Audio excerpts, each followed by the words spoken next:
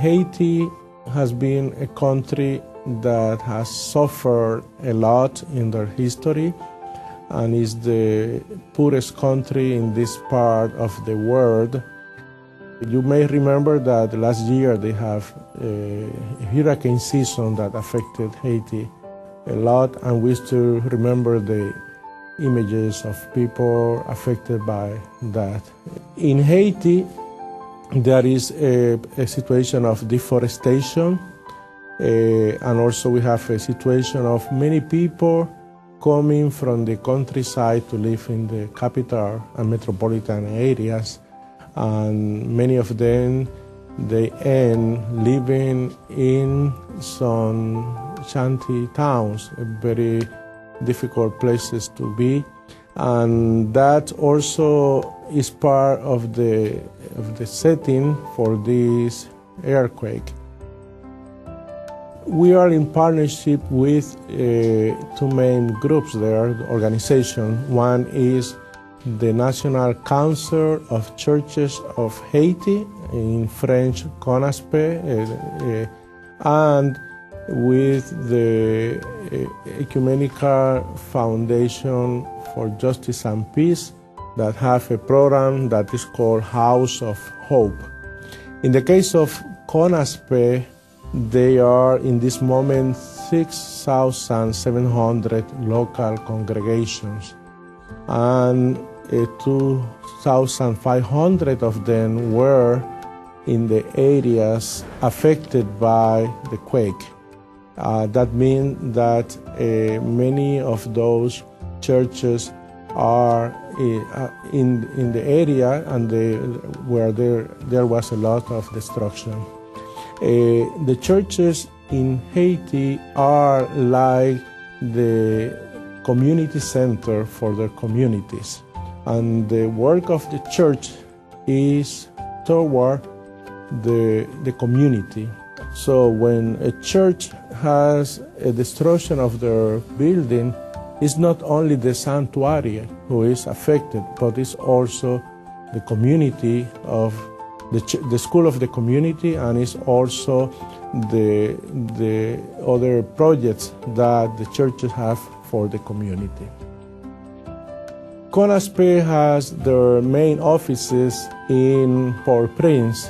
They have there their offices, and they have there a seminary, San Andrew Seminary.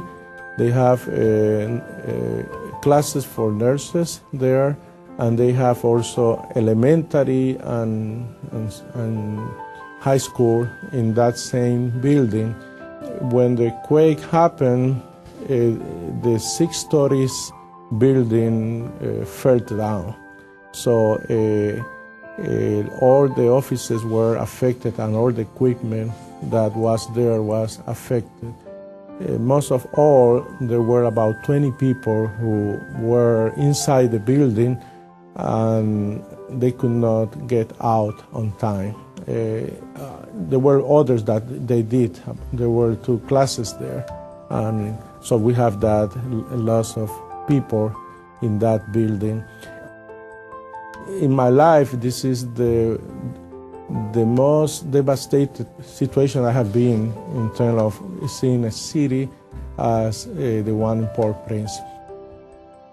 Part of what we have to learn from the Haitian people is that they have a lot of hope, and they have a confidence and trust. They trust in God for their daily life.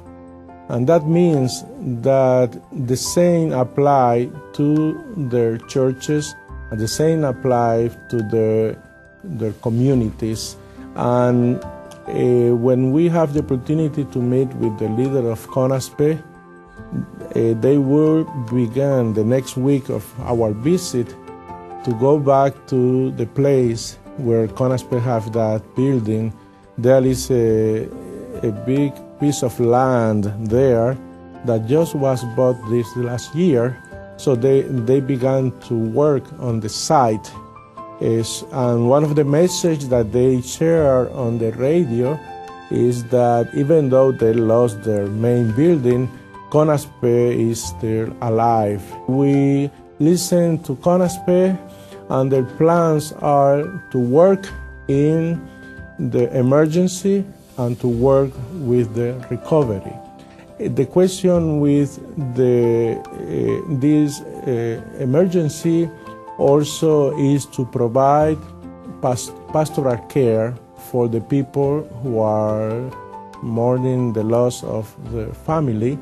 And one of the things that CONASPE want to do is to have an assessment first of the families who were affected, and then to provide some tools so the pastors and lay leaders, they can cope with this situation.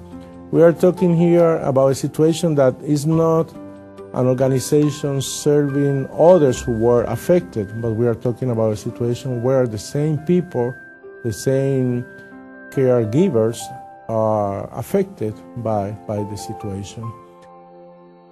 The second part is the reconstruction, and CONASPE, with that piece of land, they want to rebuild or build a new place there, and that included the general offices, that include the school, and that include the seminary St. Andrew, and the clinics and the nursing school.